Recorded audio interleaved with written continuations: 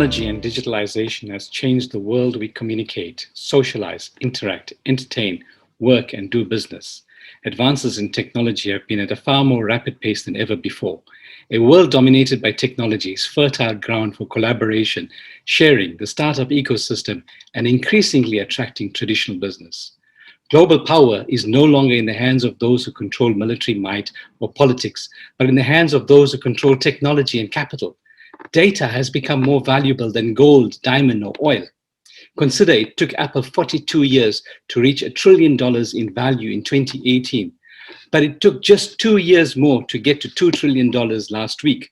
Even more stunning is the fact that all of Apple's second $1 trillion growth came in the past 21 weeks, while the global economy had shrunk faster than ever before due to the coronavirus pandemic. While the rest of the world went into economic lockdown, tech companies such as Alphabet, Alibaba, Amazon, Microsoft, and Zoom were soaring on unprecedented demand. While technology has been integrating itself into our daily lives for a long time, the COVID-19 pandemic has forced businesses to adapt and leapfrog the adoption of technology into operations, consumer behavior, and even strategy. Welcome to the latest edition of the WIEF thinkTALK series hosted by the WIEF Young Leaders Network. My name is Ibrahim Patel, Chairman of the WIEF Young Leaders Network, and it is my pleasure to welcome you to this morning's edition. The first 25 minutes of today's session will be a presentation by our guest speaker, followed by 25 minutes of questions posed by our global audience. To set some house rules, of course, please mute your microphones and switch your camera off. This helps sustain bandwidth and minimize distractions. You can post your questions in the Q&A chat, and you can upvote it by using the thumbs up. We will endeavor to answer as many questions as possible. If your question is not answered during the session, it will be recorded by our team and answered via direct email at a later time. Our guest today is Frances Valentine, a leader in innovation and emerging technologies, one of the top 50 EdTech educators in the world, and one of New Zealand's top 3 innovators. She is a companion of the New Zealand Order of Merit in recognition of her lifetime contribution to education and technology. She received the New Zealand Flying Kiwi Award and was inducted into the New Zealand High-Tech Hall of Fame. She holds a Master's of Education Management from the University of Melbourne. Frances, you certainly have a vast and deep experience in the field. Thank you for joining us this morning in our discussion and sharing some of your insight. Thank you. In a world faced by increasing turmoil, how do we reinforce digital business to restart economies and accelerate growth? What does the future look like for digital integration? Are consumers forcing digital change, or is digital disruption changing consumer behavior? Frances, can traditional business survive in a post-COVID world? Thank you, Abraham, and thank you all for attending and participating in this talk. I think it's a big question because actually there is no right answer. It is really a push me, pull you situation. We have consumers who are expecting a very different expectations around interaction and the immediacy of interaction. So the sort of the instant gratification generation is basing best practice. So if you think about the Netflix experience, they expect that to be across all interactions. At the same time, we've got technological advances that are becoming faster and more accessible, more SaaS products, so software as a service. So bringing down the cost of actually integrating technology into our businesses.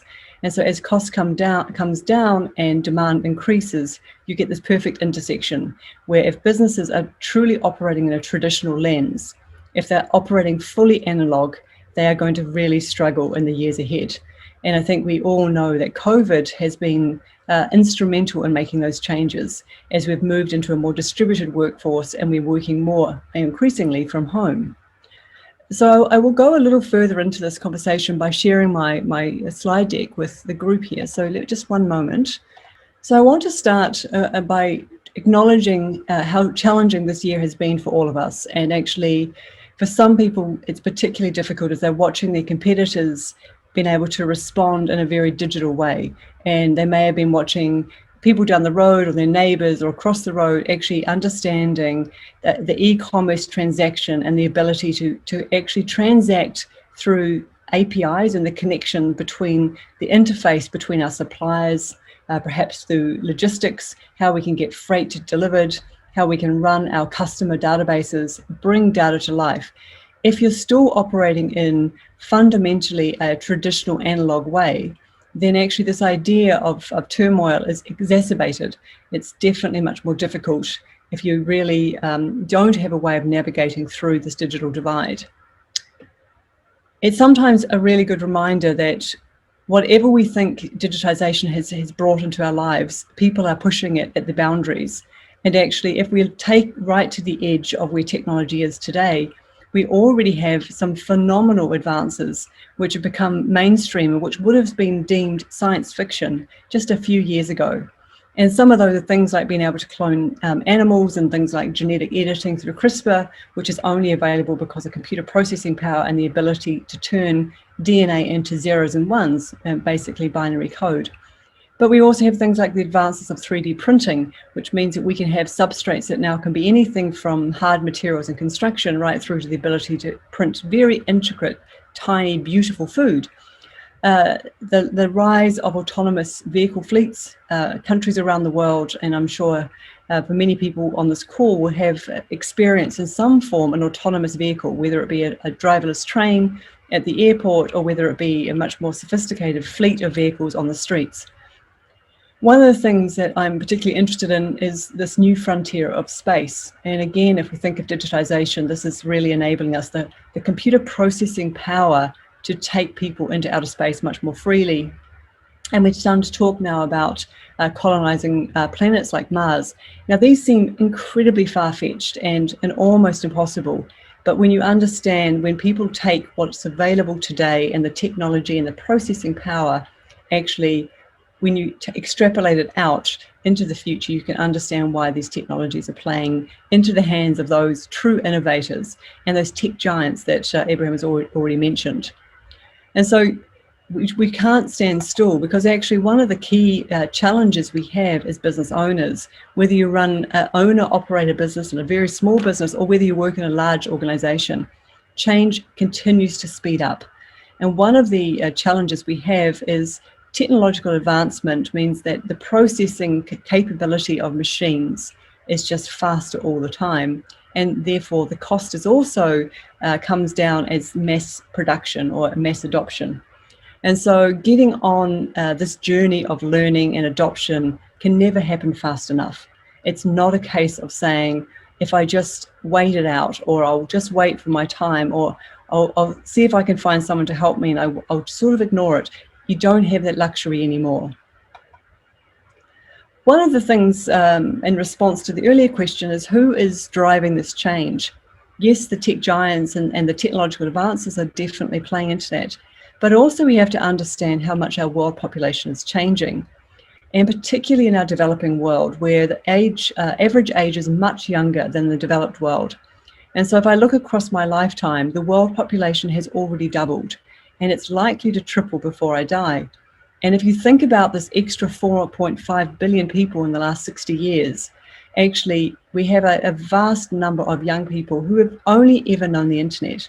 They've been brought up in a time when they've had a smartphone as part of their everyday life. They've probably had some technology within their schooling, but certainly in their social time and their entertainment and as a consumer, they've really got to understand best practice in terms of what does digital interaction look like, not by the company down the road or a local provider, but actually on a global stage. And so wherever you are in the world, we see the same types of interaction set by global giants. And so this is something we can't slow down, because this population continues to grow. Just to dive into that just a little bit deeper, because when we had millennials and Generation Y, and many of you may be a millennial, we thought this was the largest population grouping that there ever would be at 1.72 billion. Actually, hot on their tails was the Generation Z, or some people call them Zoomers in relation to Zoomers or Boomers. And actually that is 2.52 billion people. So another 800 million young people aged up to around the age of 23, 24. And they are increasingly becoming the consumers in the world. Not only are they the consumers, they're also the ones that are forming and working inside these tech companies. They are the innovators and the people who are experimenting with the conversion of technology, digitisation, and also the changing appetite for new technology by this young generation. And so we can't turn off this flow of young people coming through. They're increasingly in our workplace, they're working for us, or that we're working for them, as it may just be. The other big wave of change is the speed of which technology is accelerating, fundamentally because we don't have any barriers to growth. So the graph here shows it took 75 years for the telephone to become mainstream and to reach 50 million users. Now, the reason for that was fundamentally, first of all, you had to have a telephone, and then the infrastructure had to be built. The lines had to be laid. People on the other side of the world also had to have a comparable telephone, and the cost was incredibly prohibitive for most people. Once we had those lines laid, and once we had that technology, other technologies started to follow in behind. But the real change was when we digitized. Once we got the internet and actually we had the ability to send information very rapidly and advance very quickly, we saw a huge surge of companies changing the world very quickly. The most dramatic of that was actually with the first smartphone 11 years ago. And if you think about that, once we had a smartphone, we had in our pocket all the things that were basically all had been done before. We had a telephone in our pocket. We had access to transportation and mobility. We had our credit cards through multiple payment systems that were inside our phone, whether it be an Alipay or a Google Pay or an Apple Pay. We had the ability to run a computer. We had processing on our phone. It was the internet. It was our social media channels. It was our way of connecting. And it wasn't, in the case of Pokemon Go, our entertainment.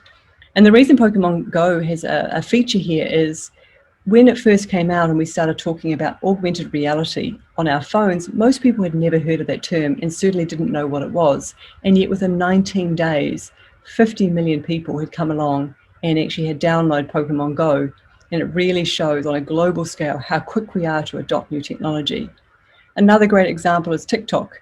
In the past year, almost just since the time of COVID-19, 800 million people have joined TikTok, and it's now playing a real place in the social media world. So one of the things for me, working across organizations and also advising and having a graduate school, is thinking about where do we get our information from and making sure we never turn off information. And so we need to dedicate time every day for accurate, authenticated information that comes from a really reliable sources. And then we need to be able to understand what impact it has on our business. And so some of the insights will be looking at how others have deployed technology or how they've digitized successfully. Some of it will be looking at competitors and understanding their advantage and what they've done in terms of looking at digital channels. And so we have to think about your business through the lens of, first of all, how are you procuring your products and services? Has that been digitized? How are you procuring your customer base? Has that been digitized? So that would be social media, digital marketing. You might be creating an email database for a website, hopefully having an e-commerce website so you can transact either through gathering information, selling them products or services, but certainly bringing together live information so that you can have a dashboard view of what your business is doing at any one time. And so if you think about this procurement of both people and products and services, and then the sales channel back, the more integrated that is and the more automated, the faster that can be. And so when you look at the very best digitization inside businesses, what you'll see is very much an end-to-end seamless integration all the way back to the customer through logistics and actually delivery. And so the more we can do that, the more we can focus on serving our customers well in the human sense, looking after them, following up, looking at what they want to buy, seeing the changes and the moods that change people's behavior of buying.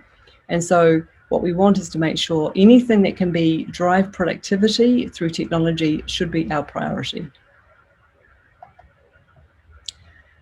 So some of the challenges we have, though, are these tech giants, and Abraham mentioned a few of them. They have become so powerful. And in many ways, they have built the very structures that we're all working on. And so whether it be a Google, where we've got our Google AdWords and the Google Search and Google Docs, and we're sharing things like Google Hangouts and actually right across the whole business interface and business processes sitting within one organization. Or it could be the likes of a Facebook, which also has Instagram, where they're providing the channel to market, and almost exclusively the channels to market of some demographics, reaching out to certain communities where you really want to be live broadcasting, featuring highly, either through Facebook or Instagram.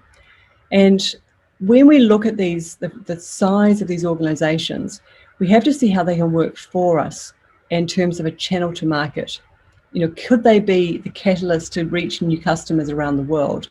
Could they be the partner for fulfillment through their incredible fulfillment warehousing and dark warehousing around the world? Could they be a customer base that you cannot reach currently? So there is an element of getting on board with these huge organizations to make sure that we're utilizing their reach, their capability, because actually they have got the largest population. If they were a country, it would be the largest in the world, particularly if you look at the size of the likes of Facebook. And so we really want to make sure we utilize them to our advantage. There really isn't much choice for saying you don't want to be involved with these organizations. It's about utilizing them in a way that works for you, for your market, and also for your budget. So I think about COVID-19 as a little bit of a midlife crisis for the world.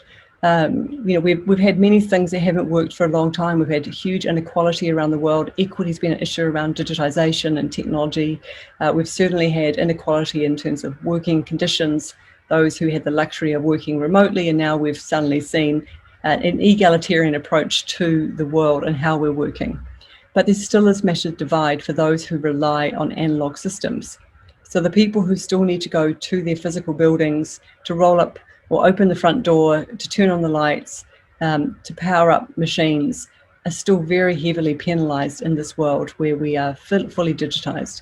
So I think of digitisation as a tonic or as a medicine that actually enables us to think about what can we do better?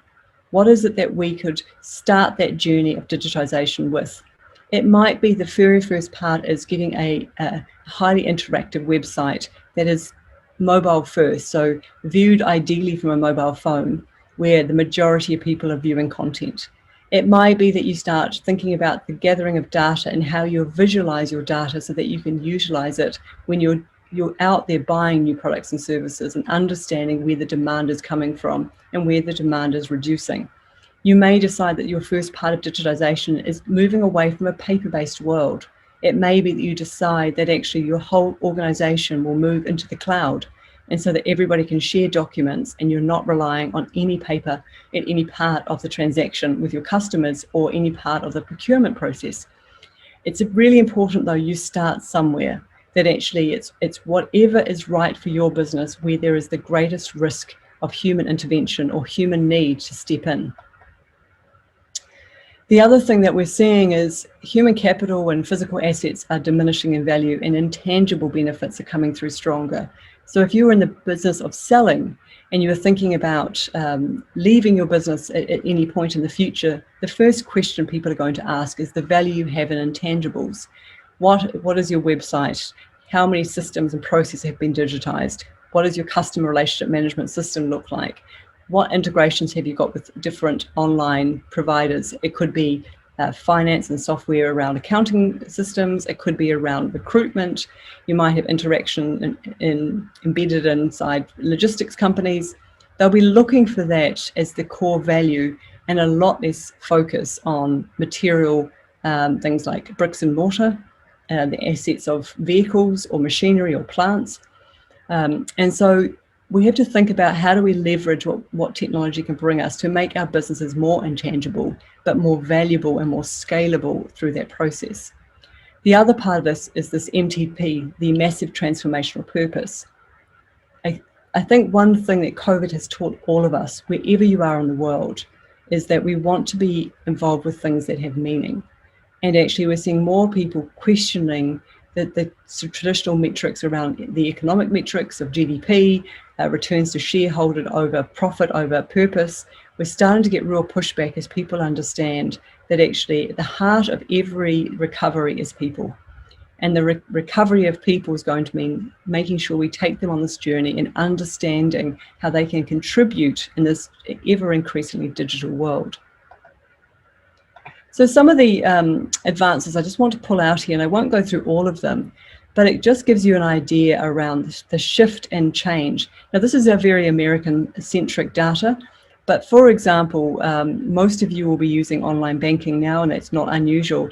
But actually, in terms of market share for payments, the likes of Apple Pay or Samsung, Google, etc., is increasing rapidly, and the banks are reducing their share. And of course, many economies now are almost cashless, and in fact, some are almost, cash is extremely rare.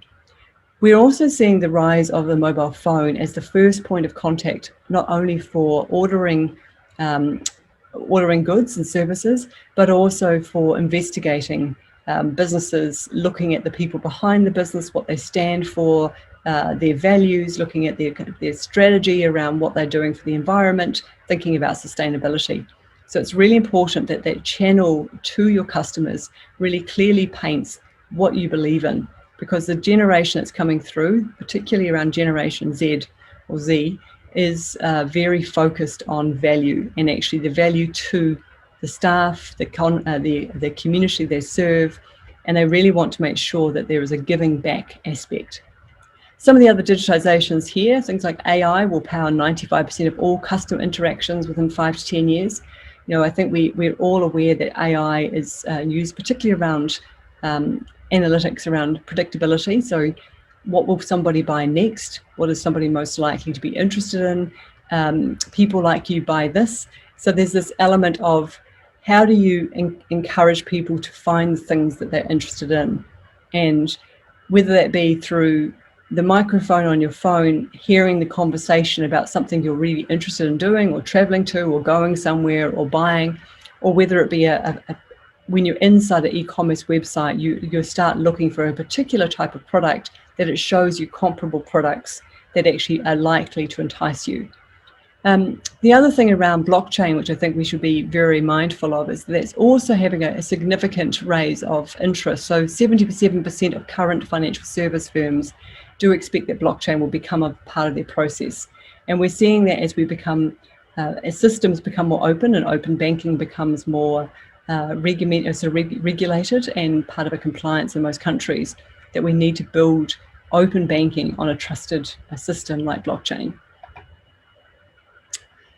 So I did touch on this before, but this idea that the mobile phone comes first, and Generation Z are really making the decision not only on their mobile phone, so that you need to make sure your website is mobile phone first, or phone prepared for the phone. You also need to be thinking about your social media presence. And so your markets, depending on where you are in the world, this will vary. For some markets, Instagram will be absolutely where you're focusing. It could be TikTok. For some, it will be Facebook. Others will have a local provider. But it is really important that you understand these channels, not only from how far the reach is, but also from the influence it has on decision making. And so if you have a market that's under 30 as a core customer base, then you really need to understand this market well beyond just the marketing team. You actually, as a business owner, need to understand what you're investing in and what to expect back from this type of channel to market. This statement around this year that 30% of web browsing are done without a touch or keypad, for many of you, you say, well, that's pretty obvious because I talk to my phone all the time. Whether you're using it in a search bar, on a Google app, maybe you're using it with Siri, you could be using it with Alexa, whatever it might be. But actually in the Western world, it's very rare. Most people still type in their search. And so when I talk in places like the US, particularly, people really look at me like it's strange. Why would you talk to your phone to search or to ask for it to drive the functions, make a phone call, send a text? So actually the missed opportunity for many is they're still imagining that the search function is driven by the entering of keys on a keyboard, either on a phone or a laptop. And of course, the search engine optimization, or SEO, is quite different if you are thinking about how people are connecting with data through voice and not just through a keypad. One of the key takeaways from the session is, if you're thinking about strategy, you're thinking about what does COVID mean coming out of it, and let's all be very optimistic that by this time next year that we'll be all in a position where business will be operating with some sense of stability. But actually at that point is really a chance to innovate and to start really thinking about research and development, because it's really been the time where we need to think about how do we deviate from what we were doing that no longer is fit for purpose. There's probably many functions inside your organizations which were absolutely adequate or suitable in an analog world. But actually, as you're going through and coming out the other side of COVID, we have to think about these deviations, moving away from the average of what suited you before, but also moving away from your competitors. And so making sure that if you're really thinking strategically, is building on all of the great things you do, the reputation you have forged, but focusing on playing in an area where your key competitors cannot play or have not chosen to play. And that actually gives you this idea of where you move away from saying, well, next year I want to make 10% more revenue and reduce my cost by a further 5%. Move away from the idea of averages and start with a blank sheet of paper and start thinking about what is your point of difference? Or in many cases, what's your unfair advantage? What do you have that others don't have? It could be the way you source your materials. It could be a geographic benefit. It could be the team that you have. It could be IP that you hold. You really want to make sure that that unfair advantage is really utilized as you move increasingly into the digital world.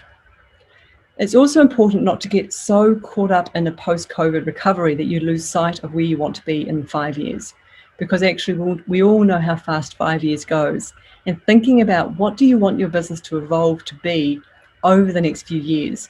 Because what we do know is that within 5 years, all businesses will be 100% digital.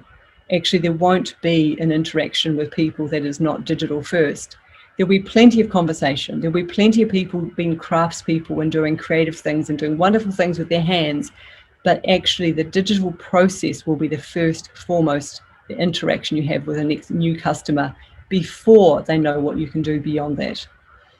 The other thing is to look at signals that are coming through in the marketplace and seeing that what are you aware of? Do you understand the technology that's coming through?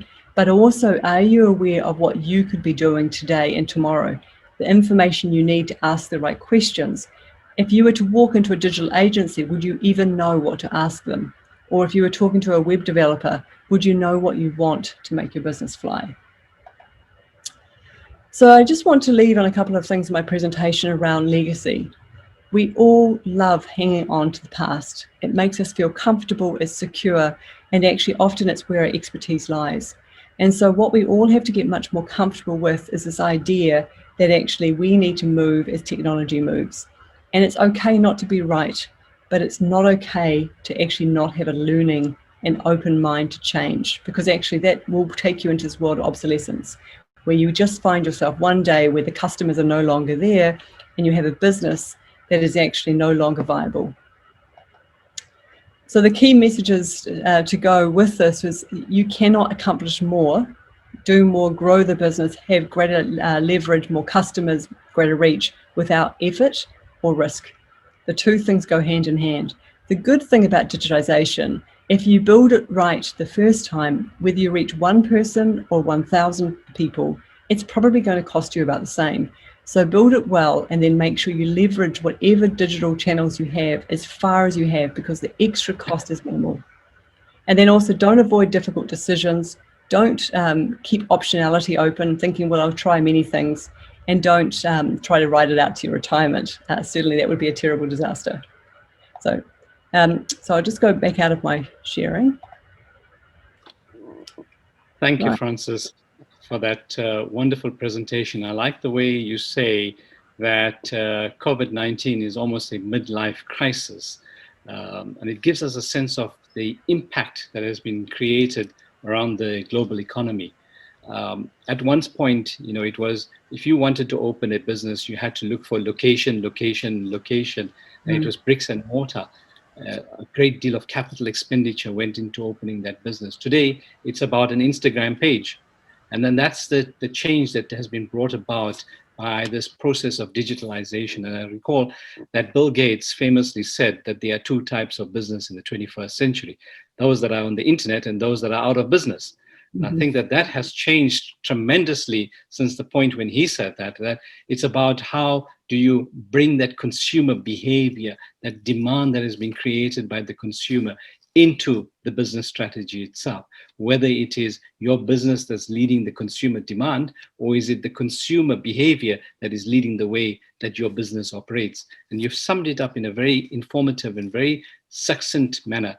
So let me ask you, when you posed the question, when you spoke about what can we do better, one of the things that comes to my mind is the fact that this digitalization has also created a digital divide in a world that is inequitable. How do we bring that digital divide closer to each other? Yeah, the divide is not always what people think, because the majority of people have a smartphone. Wherever they are in the world, it's become the communication tool of choice. What we need to understand, the divide often happens for those who haven't understood how powerful a digital device is. And actually, you can run a business from a smartphone. But so we have two issues. We have the people who don't have access to the device in the first instance, which is quite a small market. But more important, we have a huge divide of people who have chosen not to understand what it can do. And so it's partially a mindset issue, and it's partially checking out. I'm too old for that, or it's not part of my job, or my kids will teach me how to do that if I need it. So it's a mentally choosing to opt out. And so I think that we have to understand that we don't all need to have the latest laptop or the fanciest Apple device. What we need to understand is what you can do. I mean, on our phones now we can edit, we can film, we can post, we can broadcast, we can buy, we can sell, we can procure. There's almost nothing we can't do. It's just taking the time to understand it's much more than a social media platform, and actually making sure that we understand where or who can help us to understand what we don't know about those tools. It's almost as if the smartphone is a Disney in a box. Yeah, I think it's a great way of describing it. We have Jackie Ma, who has asked a very important question. What are some of the successful pivot strategies from New Zealand that you can share with us that are relevant to the digital business today? I think New Zealand is in a very unique position because we only have 5 million people, and we have a lot of unfair advantages because we have a great amount of land, which is great for production of food. But we were not early adopters of digitization, even though we do have very good internet connectivity. What we know from New Zealand is you cannot sell domestically. The market is just too small. So we always think digital first, and we think about our global partners. And the majority of New Zealand businesses, so 96% of New Zealand businesses are basically less than 10 people in the business. And in fact, many of them are just one person. And so taking a small business to the world is a key part of starting a business here in New Zealand. So we think about, instead of thinking Amazon is bringing all this competitive material or products into the country, we think about the reverse channel. It enables us to put our products on those channels, the likes of Alibaba or AliExpress, the same thing, and take it back out to the world. But then we need to understand how fulfillment and marketing works in those channels. And so I think it doesn't matter how small you are or how early you are into this digitization process, it's understanding what you want digital to achieve. For New Zealanders and New Zealand business owners, it's about reaching the rest of the world away from the domestic market. Would you think that government policy has a great role to play in how you escalate and elevate digital business for business? Does it encourage it or discourage it? I think at the right settings, it can absolutely encourage it. I think the best example of that is Estonia, where they have really adopted digital for many years. And I think it's such an important part of, if you get a government who understands their role in opening compliance and opening the market so that we can think about shared data, shared platforms, data sovereignty, thinking about those sorts of responsibilities that government has, setting the tone, but not becoming the gatekeepers. I think it's really important that it grows organically to keep open source, open data, open communities together, because actually increasingly people are operating outside a single government because they're distributing organizations across the world, across multiple terrains and jurisdictions. And so it's about government understanding what role they can play in really speeding up or assisting businesses to thrive in this digital world. Well, one of our participants asks a very important question, and this particularly around business owners. Does he require or does she require a designated staff to manage their digital business transactions, considering that they're not too tech savvy? Yeah, look, I don't think you do need to be tech savvy. I do think you need to know the questions to ask. So there has to be an element of confidence of what you're asking to be done and understanding what your business needs.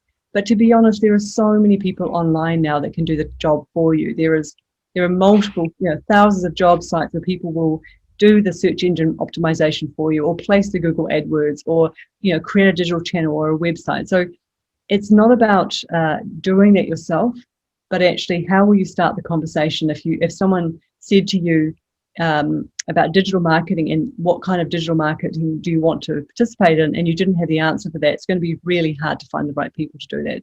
So first thing is find a group of people who can help learn with you maybe, and find those who can support you. It's almost as if human resources has also become easily available. At one stage, you had to find an expert in creativity, or a graphic designer, or a web designer. Today, platforms such as $5 will give you web designers all over the world.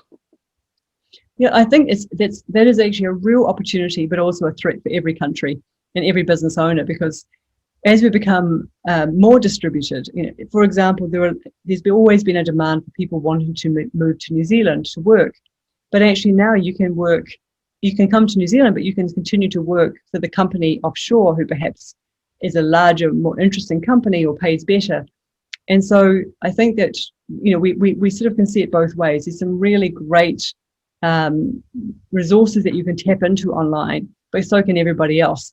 So in some ways, we've democratized the whole access to talent. And so it depends on how you're utilizing it, because everybody has that same unfair advantage. Well, to our global audience, we've got a quick poll, and please go on to the poll and choose your answer. The question is, what of these factors prevent business owners from growing their online presence or using digital platforms? Is it inadequate internet connection, less customer demand or readiness, online security concerns, lack of skills and technological expertise, or none of the above? So we'll wait for the results of the poll. Francis, in a world where, as you pointed out, a younger generation has been born with a cell phone in their hand and Wi-Fi has been part of air, the consumer demand has changed. We are in a world where people want to share. They want to share not just their knowledge, but their experiences, their consumer demands, their consumer experiences, what they had for dinner last night, or what they would be having for breakfast tomorrow morning. So what do you think that would be the digital transformation trends in the next 5 years, or even post-pandemic? So I think the first one is the oversharing and social media, the channel where everybody's always beautiful and perfect and they live the most perfect lifestyle. I think we're going to become more jaded to that process, and I think people become more skeptical. The fake news channel, the influence of algorithms, fake content, the influence of different markets coming in. We've all seen different documentaries about how some of this is influencing what we see and how we react. I think it's going to be a little bit like smoking. People will start looking and saying, really? Is that really? It becomes a sort of a generational kind of pushback. I think we will start to really understand what is good content and what is actually needs to be filtered out. And there's going to be, I imagine, an increasing intolerance of people spending all their time on technology. I think at the beginning of lockdowns, people were actually pretty excited, working from home, no commute time, stay in your pajamas all day and hang out with the family. As time has gone on, I think that excitement has certainly worn off, and people are a little bit more over this idea of everything being on a screen. And so I think that will be a case of people will use the screen time much more kind of with editing, just thinking about what they want it for, and actually what is it that's influencing them. As someone really interested in academia, I find it really fascinating how similar people of a similar age in a similar location will be presented such similar information when they're doing research that you can almost find literature reviews that look like they've been copied from each other, even though there's literally billions of different options. So I think as we understand that the rabbit holes that we're taken on are influenced by the previous search and who we are and our profile, that we have to start to move away from that and understand that we've got our own rights. The privacy is held by us. Our data needs to be our own. So I think there will be increasing pushback on this idea of who owns our data, and actually who do we want to give our information to and who do we not want to give it to. And so It's almost Sorry, please carry on. I just say the idea of scraping data off sites and things, which is now looked at quite poorly, it still happens, today. I think those sorts of behaviours will definitely be phased out. It's almost as if we are creating technological bubbles around us, which are sort of androgynous environments where everyone likes the same things that we like, they dislike the same things that we like, and we don't create any diversity within these bubbles. Yeah, look, I think we've done that for years in the physical world. For such a long time. If you went to the local engineering firm, there'd be, 20 men of similar age with similar backgrounds in the same room. And anybody who tried to come into that group that was not and that did not fit that profile would find it extraordinarily hard to find a place. And actually, one of the wonderful things about the tech industry, they understood that if you put people with very diverse backgrounds, with people who are scientists and creatives and people from different cultural backgrounds, different ages in the same room, you can problem solve much faster. And so I think this being overly indexed by people just like you that reinforce your views comes a little bit tiring after a while. And so I think that there is now, as people start to understand the influence, that they are not, and politics is a great example. We're seeing it on the global stage where politics are influenced by channels and actually reinforced behavior, be it reinforced values, ideals, sometimes radical views, are actually because they haven't been able to see the alternative view. And so now we're talking about it. That's a lot better than it was a few years ago when we were basically oblivious to this idea that we were being manipulated in this way. And so I think over the next 5 years, we'll start to really understand, and probably it will be artificial intelligence that will tell us actually how legitimate something is or how illegitimate it is. Before we can actually test or visually see it.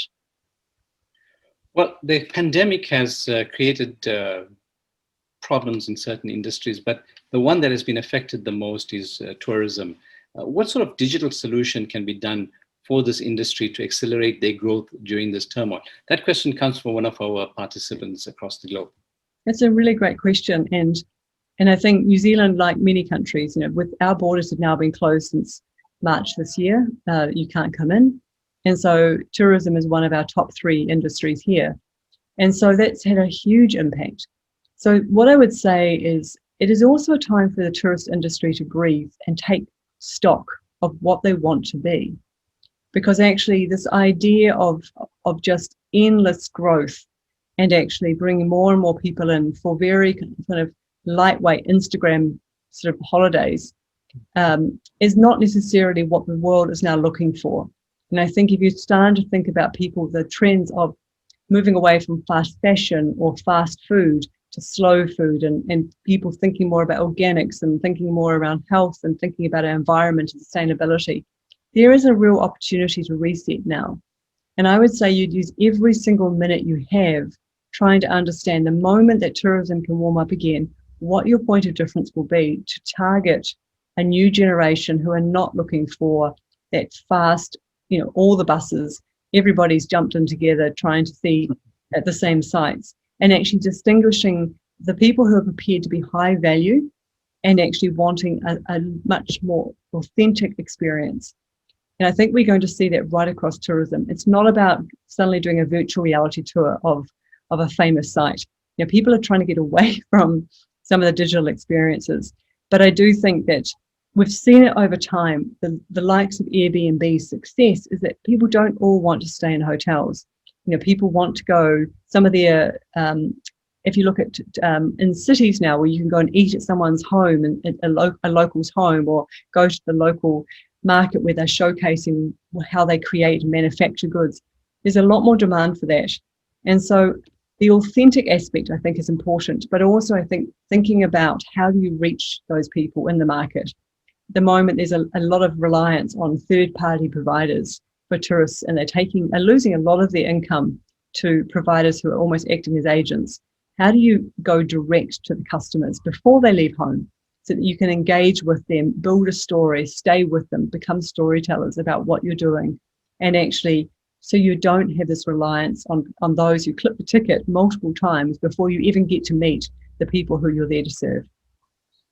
You're absolutely correct, because the best experiences I've had is getting onto the local bus and eating in the local restaurant where all the locals would eat rather than at the five-star restaurants. And you get the authentic feel of the people, the authentic food, you eating amongst people who see you as part of the family then. And it gives a different view of the country or the place that you are visiting, and the culture, the heritage, the type of values that are there. And it's a total different experience altogether. But you also hear about local politics and local religion, and you hear about history and those things, and people are looking for those true conversations, and that's what they, most people are hungry for knowledge, and actually having that firsthand from people who can talk about their own life, it's so important.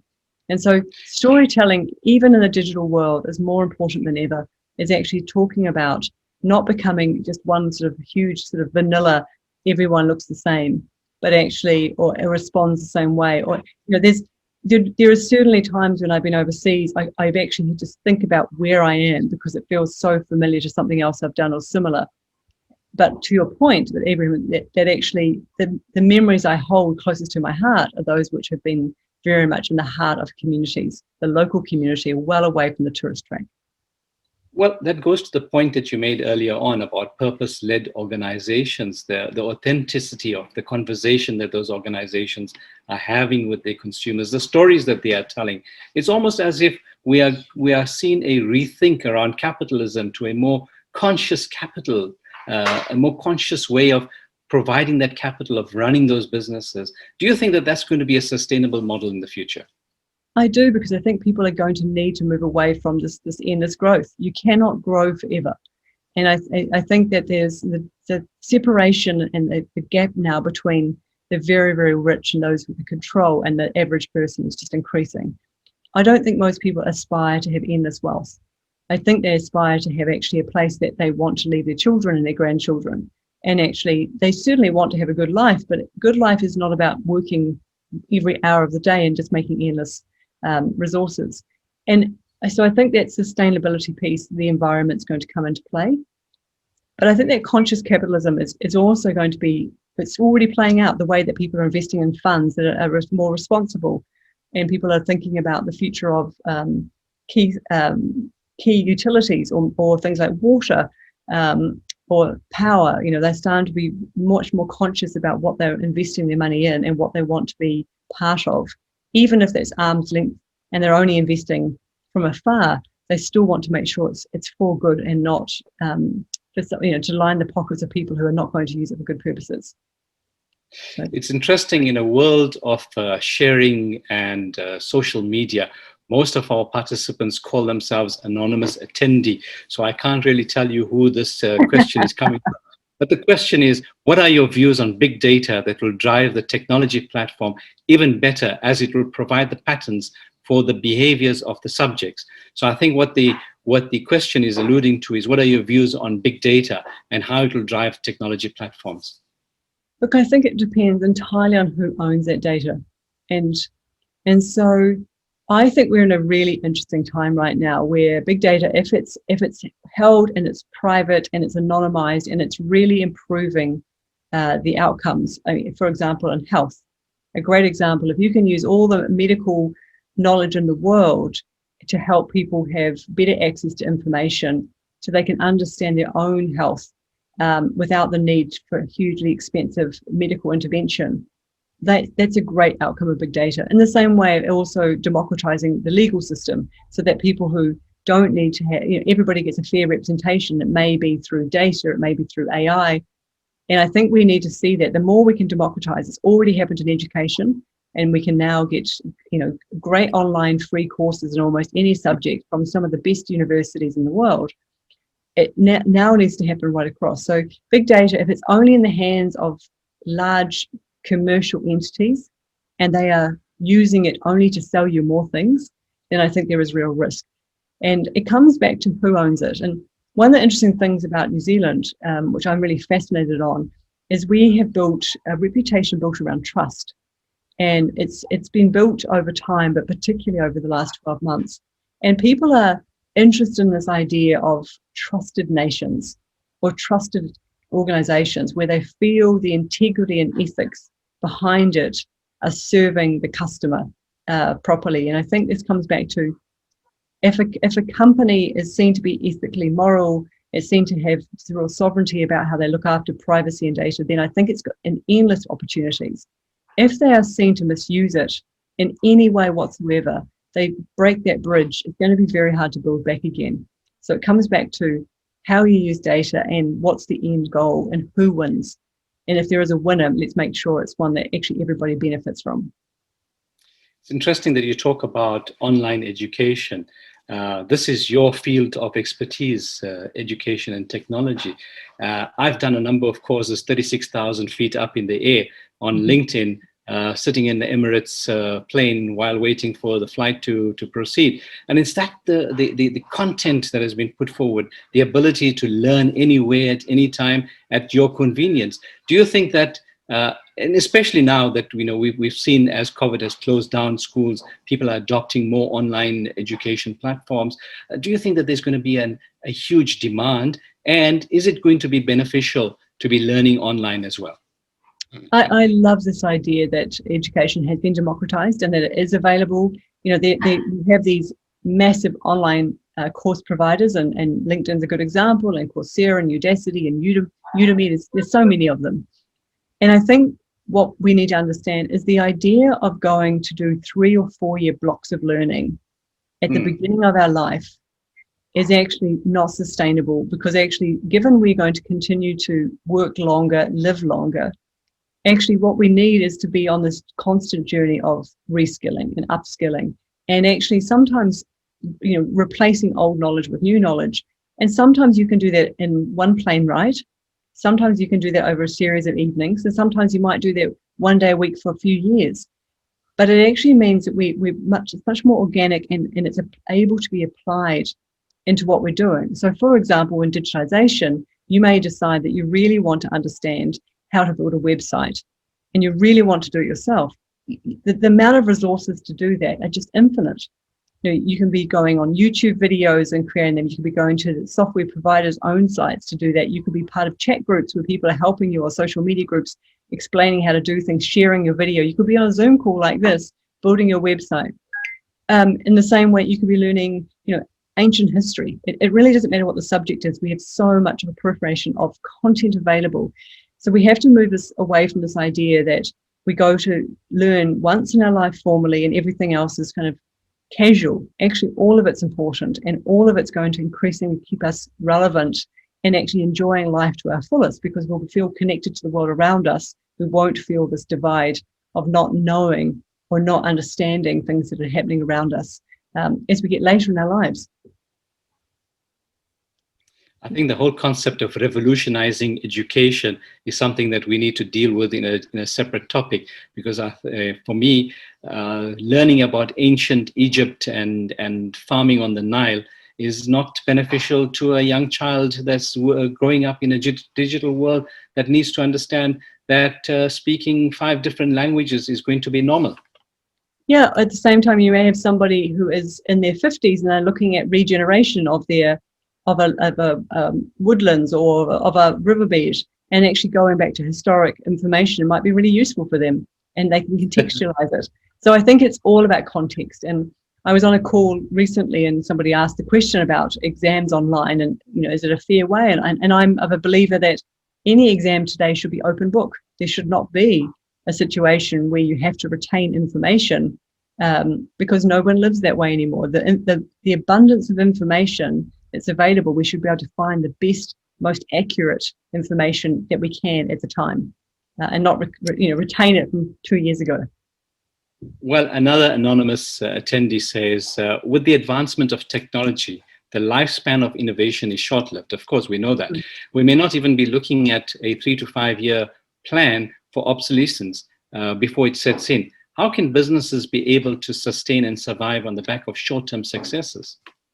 Yeah, I think the best thing is, since we've had cloud-based computing and we can use software that sits in the cloud on a monthly basis, it means that we can actually, we don't have the big infrastructure or capex outlay that we did before, when we had a big server room and we were buying huge amounts of technology of millions of dollars sometimes just to get a basic business operational. Now, actually, with a smartphone or an internet connection and some cloud services, we can do pretty much all of it. And so we should be thinking about our operational costs and actually, taking away from as little capex spend as possible and keep moving with the technology. But also, when you're building products, if they are software based, if you're a tech company, you have to be able to understand, how do you keep pivoting and building through time. You cannot hold on to the product over years and then decide to, on the third year, to just add a few features. It's a constantly evolving. I'm very fortunate enough to have a Tesla, and I love the fact that once or twice a week I get a software upgrade. My car gets better every month. I think businesses need to think that way. It's how do you improve every month by actually improving the software, and actually the hardware doesn't need to change. There is no reason to buy a new smartphone, because actually most of the functions run off the cloud, and all they're doing is, the operating system is nowhere near as important as it's actually the functions that sit in the cloud. And so we get caught up in the hype, but not understanding actually software runs everything now. I get concerned about software updates, because the last time I did software update on my handphone, it glitched out the entire phone. So I'm worried about software updates on cars. So Clet de Rosario asks, would digitalization business model? I think that's a very interesting question. Sorry, Abraham, you just broke in the middle of that question. Could you repeat it, please? Would digitalization require her to change the business model? Yes. The answer is yes, because actually a traditional business model that's analog can only reach the people that basically either walk past the front door, see an advertisement, who can actually reach into the business in a very limited way. As soon as you digitize, you can be as wide-reaching, as far field as you want, because you're fully scalable. And so when you think about digitization, first of all, you do move away from the capex to an OPEX model. So you're spending much more on just operational aspects of things. You can have a fully remote staff. You don't have to have the overhead of staff. You can be 24 hours a day. And actually the processor will do the job of many people. So it is actually quite a different business model when you're fully digitized. It means you can certainly grow much faster and respond to more people. And I think that being available always on is obviously a big feature. If somebody wants to ask questions about your business at 2:00 in the morning, and they're happy to chat to a chatbot and give you basic information, or they can send out some information, or they can download a PDF and they can capture the data, and you can have someone chat to them in the next morning. Those things are increasingly important. When people come into your site, they see that there's no one home. It's basically after hours. It's quiet. They're going to disappear. So we have to think about the benefits of a 24-hour business. But I think there is still a space for physical business. Perhaps it's an evolution towards a digitalization process and a convergence between the two. Yeah, look, I think there's a place for physical businesses, but that should be where the story is told in its purest form. It's where you have that interaction with customers, that you build relationships, that they're coming in maybe to pick up products they may have ordered online, and you start to then talk to them about what else they can do. Flagship stores are a core part of every successful business. It's very few that only have an online presence. Even Amazon still has physical stores. And so I think it is important to understand that the role each of them play, but actually the scale and the real revenue opportunities are in the digital channels, not in the physical side. I think that brings us to the tail end of our discussion, which is a fascinating discussion. And Francis, I could sit here for the next hour chatting to you about how our world is being disrupted by this digitalization and how it has been evolved in a far faster pace than ever before. It's a fascinating world. It's a world that I think that if we are not on the cusp, on the wave, surfing it, we're obviously going to get thrown under the wave.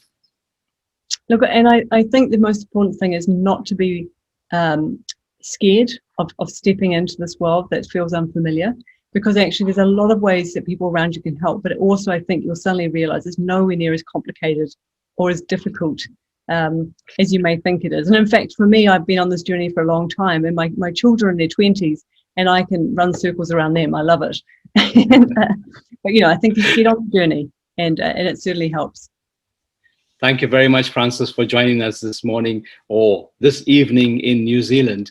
To all our participants and our visitors from across the globe who have joined us, the attendees, thank you very much for listening in. For those who posted their questions and were not answered because of the lack of time, we will answer them via email if your email address has been provided on your login, and we will endeavor to make certain that those questions are answered.